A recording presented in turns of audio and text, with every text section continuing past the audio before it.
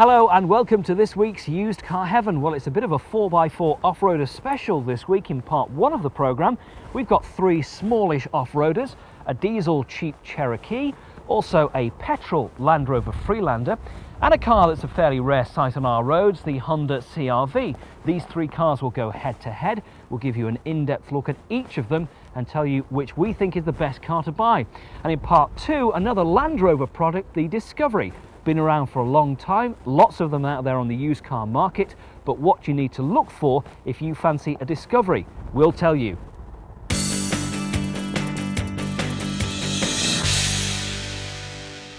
Now these Jeeps, real good mud pluggers and good for reliability as well. Yeah, very good. The 2.5 litre turbo diesel, the most popular in the Jeep Cherokee range. The reason being is, I think, fuel consumption. Obviously the 4 litres use fuel like it's going out of fashion. Talking about fashion though, it's got the most rugged looks out of all the four-wheel drives, but it certainly does the job. It does have that sort of rugged, quite quirky look, but that does appeal to quite a lot of people, doesn't it? Yes, it's the classic American four-wheel drive Jeep look, really, and it appeals to most people that just want a rugged four-wheel drive. So how are these cars holding up in value now? What sort of depreciation are we looking at on something like this? Well, the four-wheel drive market really did go into its own when the hot hatches became very difficult to insure, so everybody decided to go for a more fun car if they couldn't have the performance. But they are now coming down to realistic values as insurance on sportier cars has got more reasonable. So when this was new, we were looking, what, 18,000, 20,000 pounds, something like that? Just around about £20,000 from the main dealer, but this one, 2 years old now, priced at £10,000, has held its value quite well compared to other vehicles in other markets. What else do you need to look out for on the Jeeps if you're going to go and buy one from somewhere? Are there any other major things that you need to be aware of? Certainly, you need transmission on four-wheel drives is always a major concern, because it needs to, if it's done a lot of off-road work, or if it's done some heavy towing, it needs to have been serviced on a regular basis as well. You need to make sure that the vehicle is in tip-top condition. The Jeep Cherokee is getting a bit long in the tooth, but they still seem to sell well in this country. Build quality and reliability is generally good, and since the launch in 1993, thousands have been sold in the UK. So where do prices start? Well, low. We saw a 1994 M-Reg 2.5 Sport with 77,000 miles on the clock for sale for just £5,000. An N-Reg 2.5 Sport again with 58,000 miles for just under £6,000. Now, Jeeps have a fantastic name for durability and reliability, and they've been building 4x4 off-roaders even longer than the Land Rover company has. So they really know what they're talking about. These cars are very rugged and will do the business if you need to go off-road. Now, Jeeps first started coming to the UK as left-hand drive cars only until 1993, when they were officially imported as proper right-hand drive versions. So the earliest example of a Jeep Cherokee like this you're going to find is on a 1993 K-plate. If you're looking for a car, well, you need to look either to the 4-litre V6, which is very thirsty, or to these 2.5 turbo diesels, which are less thirsty. The petrol cars tend to get a bit more standard equipment than the diesels do, like climate control and leather upholstery, if that matters to you. But the diesel cars like this are still pretty well equipped. It's got electric windows, electric mirrors, power assisted steering, ABS brakes, twin airbags, and a decent stereo system. It's very comfortable. The diesel engine is not the most refined one in the world. It's a bit clattery at tick over and at low speeds, but to be honest, when you're out on the road and you're motoring a bit, even at something like this at 40 miles an hour, it's fairly quiet, to be honest, into the cabin. It's not the quickest car in the world either, and this has got a 5-speed manual gearbox, but it trundles along quite nicely. There is, by the way, an all-new Jeep Cherokee out later this year. We've already seen it in America. It's called the Liberty, and it will address many of the problems that this car has. Although, having said that, this is not a bad car.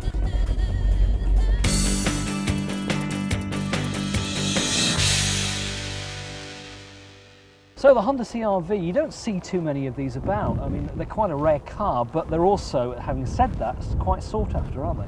Yeah, because they didn't come in big numbers, obviously Honda being restricted to the amount of cars that they can import at any one time, they were quite a limited market, or so they thought when they first came out. just a taste under £20,000 new. People, thought they wouldn't compete with the likes of the Freelander or the Discovery, that type of thing. I think build quality really is the key to buying this, isn't it? You know, if you buy a CRV, that, well, really nothing is going to go wrong, is it? Well, that's the residual value reflects that. I mean, it's this one is dearer than the other two, priced at just under £12,000. 2 years old has held its value better than the other two that we've been looking at. The reason being is obviously because of the build quality and people feel comfortable buying a Honda. But it also had some quirky little features, like on various specifications of the CRV, they came as standard with things like a shower and a fridge of all things. Quite bizarre, but I suppose useful in some ways. Obviously directed at people that actually are out in the countryside and want to use it. I mean, obviously people saying, well, who'd have a shower at the side of the road? Well, obviously if you've got a couple of dogs and they've been out in a muddy field or whatever, you want to shower them off before you get them into your lovely new car. And like most Japanese cars, equipment level as standard is pretty high. It's got a lot on it, hasn't it? Very high indeed, yes, especially for the value of the vehicle. It costs the same as the other two, but obviously comes with slightly more. The Honda CR-V is a car I really rate. It may not be the best looker, but it's the best for equipment, ride and comfort. For instance, we saw a 97R with 24,000 miles for sale for around £11,000, or a 1998 with 40,000 miles for under £10,000. The CR-V is a fairly rare car, and the right one will sell quickly at a main dealer or as a private sale. There are a few manual versions of the CR-V if that's what you want, but we recommend the slick shifting auto versions as the best bet. Honda decided to launch the CR-V in 1997 to take on, well, mainly the Toyota RAV4, which had had what I would describe as the sensible off-road size vehicle market to itself for so long. So this car was going to go head-to-head against their great rivals from Toyota, so Honda knew that it had to be good. And there are very few cars from Honda which aren't good. And this is a good one, believe me. It's comfortable, it's spacious, it's maybe a little bit bigger than the likes of the Freelander. It's got plenty of room in the back for the passengers and also decent boot space too. There's only basically one car in the range, and it's this 2-litre with a 137 brake horsepower engine. Performance is not fantastic, it just goes very well. Most of the CR-Vs that you'll find on the market these days will have an automatic box. There are a few manuals about, but to be honest, it's a very good, very refined, very comfortable automatic box to use, although it does have a column-mounted gear shift like American cars, which, to be honest, I quite like. I think it has quite a stylish design to it as well, the CR-V, without looking sort of too boxy and too bulbous as some 4x4 off-roaders are these days. But if you are looking for a 4x4 vehicle that can do some serious mud plugging, then the CR-V from Honda is probably not the car for you. It has an automatic select 4-wheel drive system, which once it detects any of the wheels starting to slip, will kick in and get you out of any trouble. But this is not the sort of car to go over big muddy fields, because it just won't do the job, and don't think that it will do. It's more at home, cruising down the roads and going to the supermarket and doing shopping trips and things like that, but it's a very capable long distance cruiser too.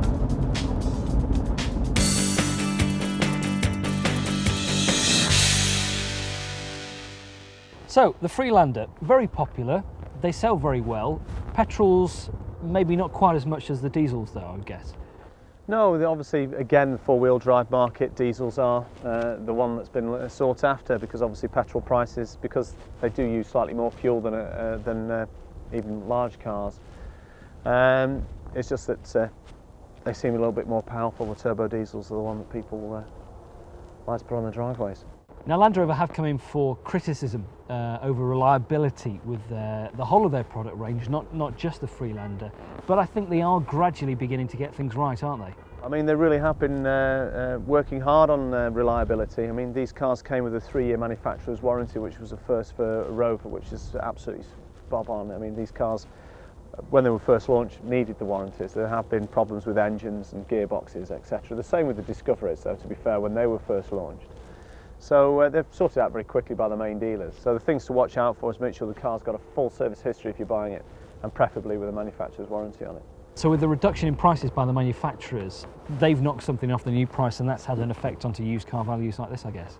Yes, it does, and also the anticipation of the manufacturers dropping the value. They weren't forthcoming with how much they were going to drop them by, whether they were going to drop them at all, and just the thought of them coming down in price helped push down the used car prices. This vehicle, same with every other car, has lost a very large chunk within the first 12 months. In the next 12 months it will lose, I would say, another couple of £1,000s. There's no doubt the Freelander is a clever 4x4, aimed mainly at the leisure market rather than serious off-roaders. Launched in 1997 with petrol and diesel engines, neither of which, to be honest, are brilliant, but now with the recent addition of a 2.5 V6 with an automatic gearbox as an option, so it will appeal to buyers in America. Freelanders are not particularly cheap, new or used. Look to pay around £14,000 for an S-Reg 3-door with a hardback with 23,000 miles on the clock. Look out for cars in private ads where prices should be at least £2,000 cheaper than main dealers. So Land Rover had pretty much a complete range. They had a large luxury 4x4 in the Range Rover, they had a medium-sized 4x4 in the Discovery, and of course they had the Defender as well, but they just needed something else to fill that gap in the small to medium-sized 4x4 sector. Something to take on the likes of the Japanese competitors like the RAV4 and the Suzukis and various cars like that. So in 1997, Land Rover introduced the Freelander to pretty well much universal acclaim. It was very well received at the time, and you can see why. It's got a very smart design both inside and out. In fact, we've been saying this has probably got the nicest interior of the three cars that we've got on test here. Fairly basic cars inside, to be perfectly honest, not too many extras. This car, well, it's got electric windows, it's got electric mirrors, it's got a driver's airbag, it's got a stereo system, and to be honest, that is about it. If you want things like leather, air conditioning, you have to pay extra. It does have one or two letdowns. This car is not fantastic to drive, mainly due to the fact that it's not got a very good clutch in this case, but let's just hope that that's a one-off example. This has done 21,000 miles, it's only about a year old, and it would retail for just under £13,000 at the moment, so they are holding on to their value pretty well.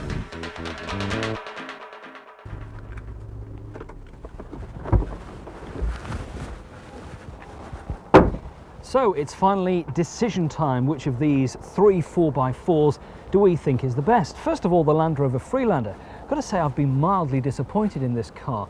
Having never driven one before, I was looking forward to having a go in this and seeing what it was like, but comfort, refinement, seating position, things like that, all a bit of a letdown, to be honest, and the 1.8 engine, not fantastic either. The Jeep I really like. I know it looks old and it looks far too 1980s, but it's going to be replaced soon. But I still like these old shaped Jeeps, plus it's got a very good, very usable 2.5 turbo diesel unit in it. So finally onto the Honda CR-V, which I think is kind of a compromise between all of these cars on test. It's well equipped, it's got a good automatic gearbox, it's comfortable, it's refined, and you know it's got great build quality and is not going to let you down. Plus it's not going to depreciate too much more over the years to come. So if I was choosing, I'd have the Honda CR-V for around about £12,000 for an example like this. That's all for this part of Used Car Heaven. Join us again for more in part 2, when we'll be driving some used Discoveries.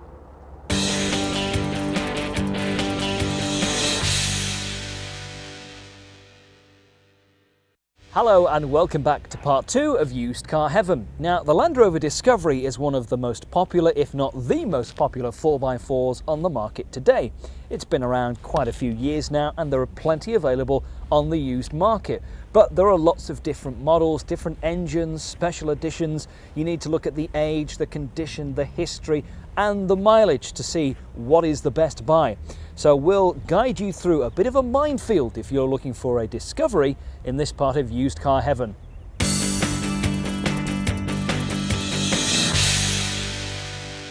Nick, when they first brought out the Discovery, an almost budget sort of Land Rover for them, certainly compared to the price of a Range Rover, was that to really compete against the threat of the Japanese and the likes of the Shoguns and so forth? Yeah, partially that, and it was just a revamped, more modern, bright vehicle, which the area inside appealed to a different generation of people as well. Made it more of a use-a-day thing. When they first brought the the Series 1 out. I mean, quite a wacky interior, really, in a way, designed by Terence Conran, of all people. That's right, yeah. It was very up to the minute, and unfortunately, as time's gone on, like anything that's very modern, it soon becomes out of date. But again, a very cleverly designed interior, loads of utility spaces, just a neat concept from front to back, and very light inside. And how did they go down at the time? Did they sell well? Did the public take to them? Discoveries went extremely well from the word go. We saw our Range Rover sales slow down. We thought it wouldn't affect the sales of Range Rovers, but it did. They were very keenly priced, and it was the fact that most of them were diesels, whereas the Range Rover diesel had struggled for years.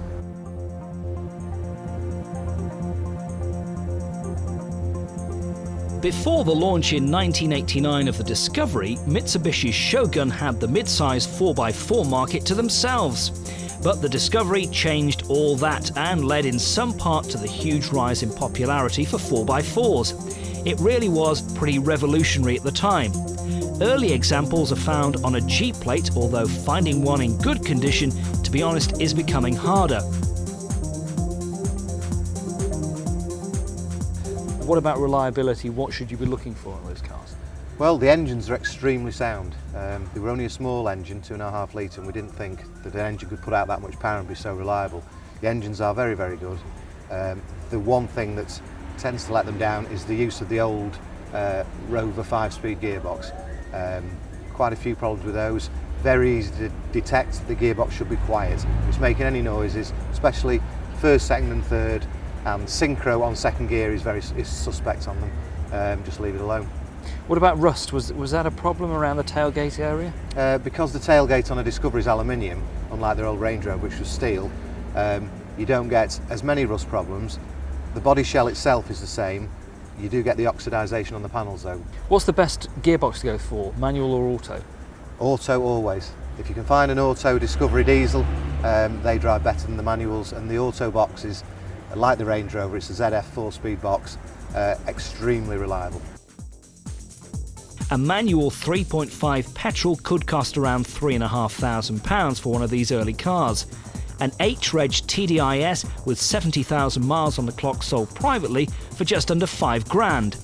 If you don't mind the cost of petrol, the smooth and refined 3.9 V8 with ES trim, which gets you leather and air conditioning and more, will cost around £11,000 with average mileage. So was it really 1989 when they first launched the Discovery? Yes, it most certainly was. Those early cars, the earliest examples you'll find on a G plate with that, well, now infamous Terence Conran designed interior. It was certainly stylish at the time. Now it looks a little bit dated, certainly when you compare it against the later cars like this with the restyled dash and new front and various other changes that they made to the Discoveries in about 1994. But it's a very good car to drive. Of course, you get that commanding driving position. There's quite a lot of body roll on the early cars due to the fact that there weren't any anti-roll bars. But once they became standard on cars like this, it became a lot better car to handle. The facelifted Discoveries were launched in 1994 and are a much better car to drive and own. Don't rush into buying one though. There are plenty on the market either privately or at specialist and main dealers. And they're not highly technical cars to service, but watch out for main dealer prices, which can be astronomical. Now, a lot of people have questioned the reliability of the Discoveries, and sure, they've had their problems over the years, but it's a car that I really like, and it's a car that we actually owned as our family car. We bought it brand new in 1993. It was a 3.5 V8 automatic. It was a 3-door car. And in 4 years of motoring and some 50,000 miles or so, it never let us down once. It was ultra reliable. It's also quite an expensive car to service, let me tell you, if you take it to a main dealer. We once took it to a main dealer for its 48,000 mile service and were quoted an astonishing £1,200 plus VAT for its service. After a bit of haggling and a bit of negotiations and trading off one dealer against another, it eventually cost us £500 instead, but even that's not particularly cheap. One car to be avoided in the Discovery range, and there aren't too many about, is the 2-litre MPI. quite why Land Rover decided to launch a car with so little power is, well, one of those strange mysteries. But the 2-litre MPI is a petrol car that is just too underpowered for a car like this. So avoid those at all costs.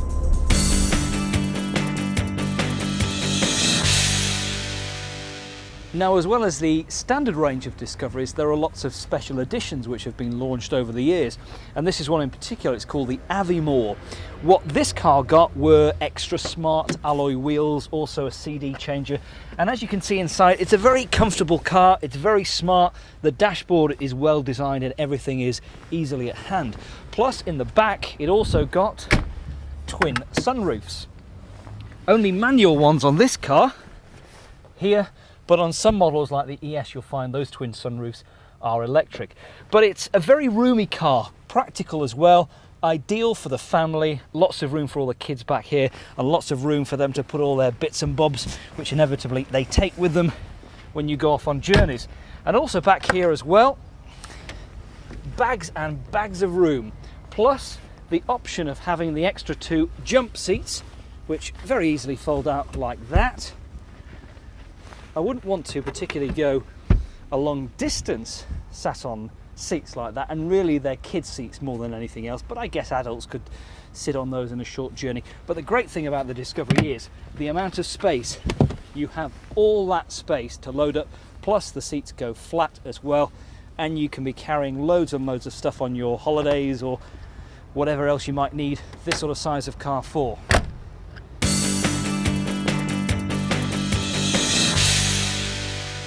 Well, that's it for this edition of Used Car Heaven. I hope that we've shown you some really good ideas of cars to buy this week. Not least the Land Rover Discovery, a good car on-road and off-road, and a great practical family car as well, and pretty good value for money too.